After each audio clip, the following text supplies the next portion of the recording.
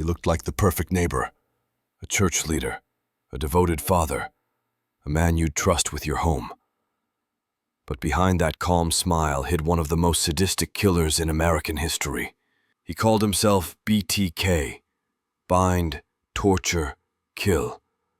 And for 30 years he played a deadly game of control, fear, and ego with an entire city. Long before he became one of the most infamous serial killers in American history, Dennis Rader was just another quiet man from Kansas. Polite, organized, forgettable. He was born in 1945, the oldest of 4 brothers in a working-class family in Wichita. His parents worked long hours, leaving him alone for much of his childhood. Even as a boy, something darker was already forming inside him. By his own later confession, Rader began fantasizing about control and bondage as early as grade school. While other kids played baseball, he daydreamed about tying people up, the feeling of total dominance, of holding another life in his hands. He killed neighborhood animals for curiosity, dissected them, and watched them die. It was the beginning of a lifelong obsession with suffering, what he would later call his projects. On the outside, however, Dennis appeared normal. He attended church, joined the Boy Scouts, and followed rules. He craved order and structure, the perfect camouflage for someone hiding chaos inside. After high school, he served in the U.S. Air Force, where his discipline and obedience were praised. But the fantasies never stopped. When he returned to Wichita in the early 1970s, he got married, found a job in a meat department, and tried to live an ordinary life. He bought a small house, joined his local Lutheran church, and soon became a father. To friends and neighbors, he was the image of decency, a devoted husband and reliable worker. Yet behind closed doors, the fantasies had grown into something monstrous. By 1974, Rader's need for control had reached a breaking point. He wanted not just to imagine domination, he wanted to live it. And on the morning of January 15th, he did. That day, 4 members of the Otero family were found murdered in their home on North Edgemore Street. Joseph and Julie Otero, along with their 2 children, Josephine, aged 11, and Joseph Jr., aged 9, had been strangled. The scene was horrifying, deliberate, methodical, and deeply personal. The killer had taken his time, binding each victim, controlling them like puppets in a performance of pain. The Wichita police had never seen anything like it. At first, they thought it was a robbery gone wrong, but there were no valuables missing. Instead, the crime scene told a story, one of precision and ritual. Every knot, every movement had meaning. Weeks later, a letter arrived at a local television station. Inside was a confession. The writer described in chilling detail how he had killed the Otero family, using terms only the killer could know.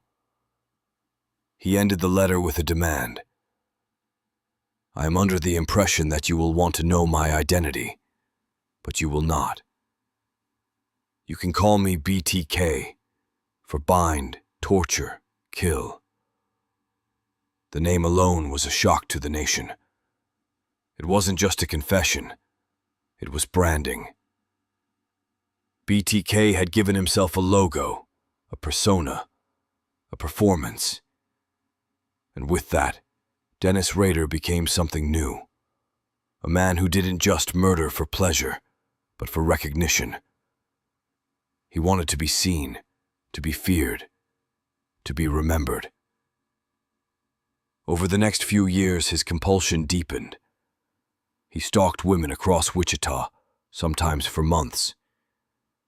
He called them his projects, observing their routines, learning their habits, waiting for the perfect moment to strike. His victims were often chosen at random. anyone who fit the image that haunted his fantasies. In April 1974, he struck again. This time, his victim was Catherine Bright, a 21-year-old college student. Dennis followed her home, broke in, and attacked her and her brother Kevin. He shot Kevin twice, but the young man miraculously survived. Catherine, however, was stabbed and strangled to death. Once again, BTK vanished without a trace. The killing sent a wave of fear through Wichita. Women checked their locks twice, stayed inside at night, and bought dogs for protection. Police set up task forces and questioned hundreds of suspects.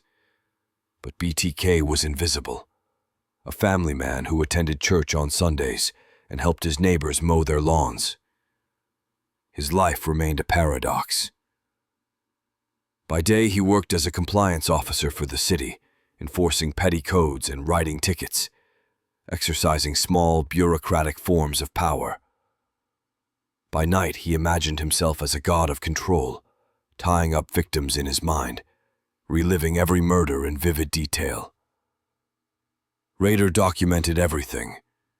He kept trophies, photos, and written fantasy logs describing his crimes in obsessive detail. He stored them carefully, hidden inside his house, a secret museum of horror built by a man who mowed his lawn with military precision. In public, he was charming. He served as president of his church council, volunteered with the Scouts, and raised 2 children. To everyone around him, he was the perfect citizen. But beneath the surface, the monster he had created, BTK, demanded to be fed. For Dennis Rader, killing was not just about lust or anger. It was about identity. It gave him purpose, a sense of superiority. When he tied someone up, he wasn't just ending their life. He was affirming his own power. "I had to kill them," he later said. "It was my project, my work." By the end of the 1970s, Wichita lived in constant fear. BTK had killed multiple people, taunted the police, and escaped every attempt to catch him. The media called him the Phantom. But what no one knew was that Dennis Rader, husband, father, churchgoer, was sitting at home watching the news about his own crimes, quietly smiling at how perfectly he had fooled them all. And he wasn't done yet. By the late 1970s, Wichita had become a city haunted by a ghost. The killer, who called himself BTK, for bind, torture, kill, had vanished as suddenly as he had appeared. After the Otero and Bright murders, investigators found no trace of him, but the fear lingered. Families double-locked their doors, women traveled in pairs, and every unsolved crime sent whispers rippling through the community. Then, in 1977, he returned. That March, a 24-year-old woman named Shirley Vian was found strangled in her home, her children locked in the bathroom. The scene bore the unmistakable hallmarks of BTK, the bindings, the ritualistic control, the precision. Months later, he struck again. Nancy Fox, aged 25, was found dead in her small duplex. This time, he left no letter at the scene. Instead, he picked up the phone and dialed the police himself. In a chilling, steady voice, he confessed, "You will find a homicide at 843 South Pershing. Nancy Fox. That's correct. She's dead." The call was recorded. It was calm, deliberate. Not the voice of a man in panic, but one savoring his own power. Detectives were desperate. They had fingerprints, tire tracks, and fibers, but nothing led anywhere. The killer was meticulous. He blended into everyday life, hiding in plain sight. BTK had become an urban legend, a shadow moving through Wichita's quiet neighborhoods. The press, too, became part of his game. Local newspapers began receiving letters typed in block capitals, full of misspellings and arrogance. "How many people do I have to kill before I get a name in the paper?" one note read. Another contained a disturbing poem dedicated to one of his victims, signed with his symbol, a crude, angular BTK. He wanted fame, not money. Fear was his currency.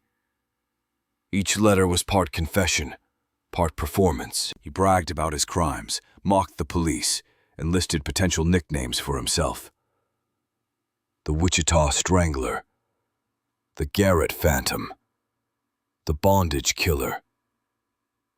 But he always returned to one name: BTK, his brand, his identity. For investigators, the psychological portrait was clear. The killer was intelligent, organized, and methodical. He likely had a family, a job, and a sense of superiority that kept him from stopping. FBI profilers described him as a man who craved attention like oxygen. And then, silence. After Nancy Fox's murder in 1977, BTK disappeared. Years passed. The city slowly began to breathe again. Some thought he'd been arrested for another crime, or moved away, or even died. But Dennis Rader hadn't stopped thinking about killing. He'd simply gone dormant. During the 1980s and 1990s, he lived a double life so convincing it bordered on surreal. By day, he was a municipal compliance officer in Park City, Kansas, issuing citations for uncut grass or stray dogs. Neighbors saw him as strict but fair. At home, he was a devoted husband and father, a scout leader, and the president of his church council. His daughter described him as old-fashioned but loving. No one imagined that this same man had spent his youth binding women and watching them die. In private, Rader kept his fantasies alive through drawings, photos, and detailed journals. He recreated crime scenes with Barbie dolls, storing them in boxes he called his mother lode. When he felt his urges rising, he stalked new victims, photographing them secretly, following their routines. But he stopped short of killing. The thrill of control was enough, at least for a while. Then, in 2004, nearly 30 years after his last known murder, BTK broke his silence. The Wichita Eagle received a letter signed, "Your old pal, BTK." Inside were photographs and details about an unsolved disappearance from 1986. The evidence matched. BTK was back. Detectives couldn't believe it. The killer they'd chased for decades had reemerged, older but just as arrogant.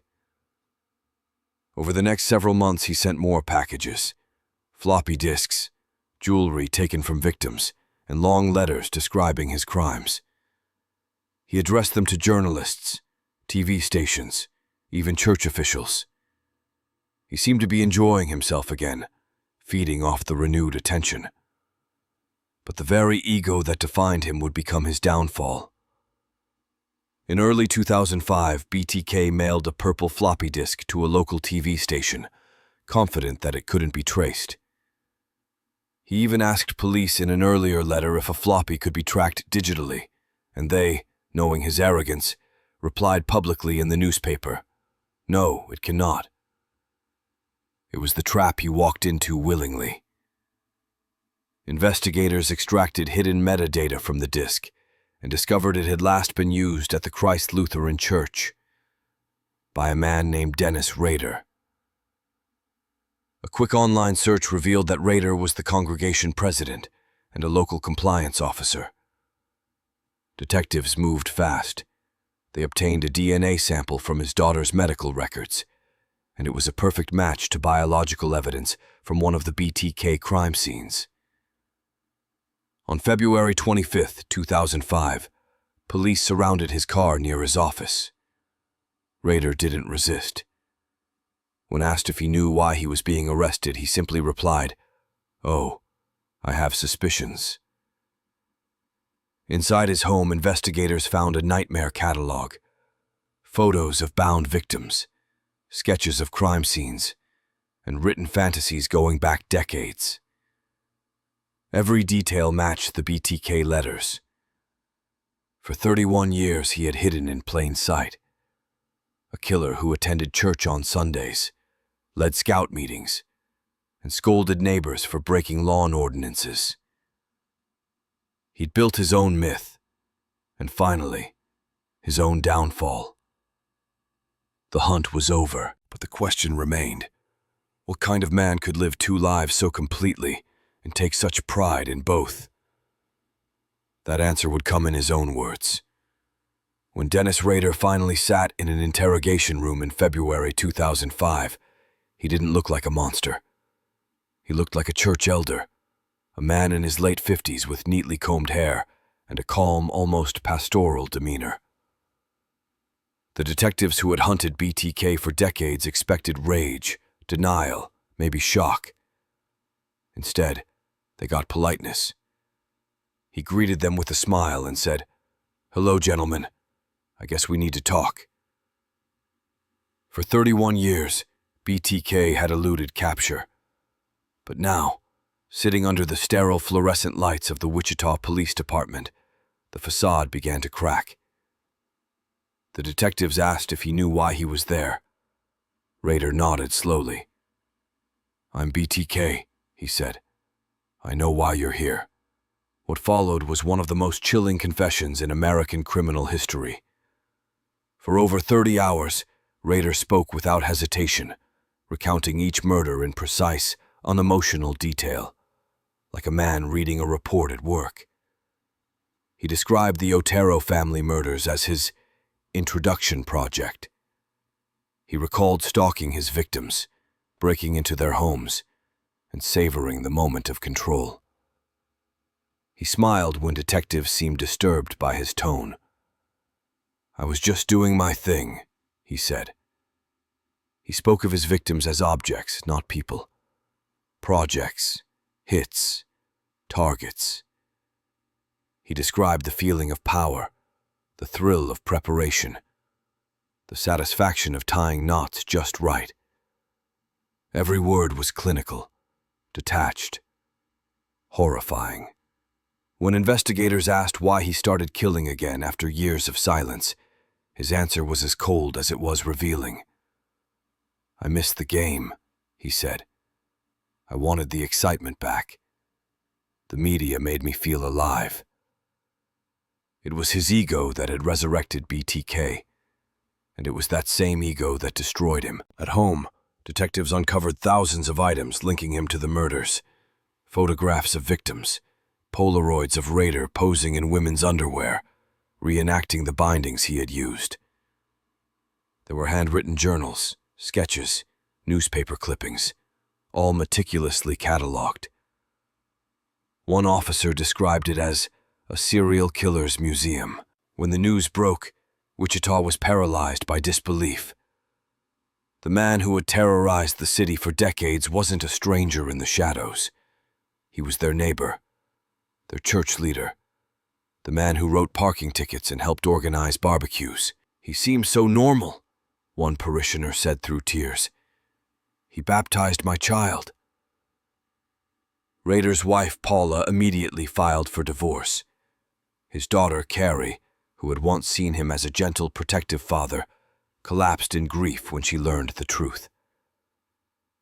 "It was like my dad died," she later said. "But worse, because he took other people with him." In June 2005, Dennis Rader stood before a packed courtroom and pleaded guilty to 10 counts of first-degree murder. What followed was one of the most unnerving court testimonies ever recorded. Without emotion, Rader described each killing in sequence. He listed his victims' names as if reading a grocery list, explaining how he secured them, what materials he used, and how he completed each project. The audience listened in stunned silence as he recounted every detail, from strangling 11-year-old Josephine Otero to photographing her body afterward. At times, he corrected the prosecutor's wording, insisting on technical accuracy. "No," he said softly during one exchange. "She didn't struggle much. I think she passed out before I finished." There was no sign of remorse, no apology, no tears. To psychologists, Rader was a textbook example of organized psychopathy, intelligent, self-disciplined, and devoid of empathy. He didn't kill out of rage or passion, but out of ritual. He was addicted to control and the performance of it. His every move was about dominance, precision, and legacy. Even in court, he seemed more concerned with how he was perceived than with what he had done. He wanted people to understand how clever he'd been, how carefully he'd planned everything. "I was very methodical," he told the judge proudly. "I had it down to a science." When the verdict came, it was swift and unanimous. On August 18, 2005, Dennis Rader was sentenced to 10 consecutive life terms without the possibility of parole. He would die behind bars. As he was led from the courtroom, shackled and expressionless, one of the victim's relatives shouted, "Burn in hell, BTK!" Rader didn't react. He simply nodded, as though accepting applause after a performance. In prison, he continued to write letters, diagram his crimes, and correspond with journalists. He referred to himself as Sir BTK and analyzed his murders like a project manager evaluating a completed task. "I did what I did because that's who I am," he wrote in one letter. "I can't change it. I'm sorry, but not sorry enough." Over time, the infamy he craved began to fade. The world moved on. New crimes dominated headlines. Rader became just another aging inmate in a Kansas penitentiary, spending his days writing, exercising, and reliving the glory of his crimes in his mind. He remains alive today, in his late 70s, serving out his life sentence. Guards say he spends most of his time alone, reading his Bible and writing. But psychologists believe he's still the same man, craving attention, feeding on control, only now with no one left to impress. The legacy of BTK endures not because of the number of lives he took, but because of how ordinary he seemed. He wasn't the stranger in a dark alley. He was the man who waved to you in church, who smiled at your children, who fixed your smoke alarm. And perhaps that's what made him truly terrifying, because Dennis Rader taught the world a chilling truth, that evil doesn't always hide in the shadows. Sometimes it lives next door.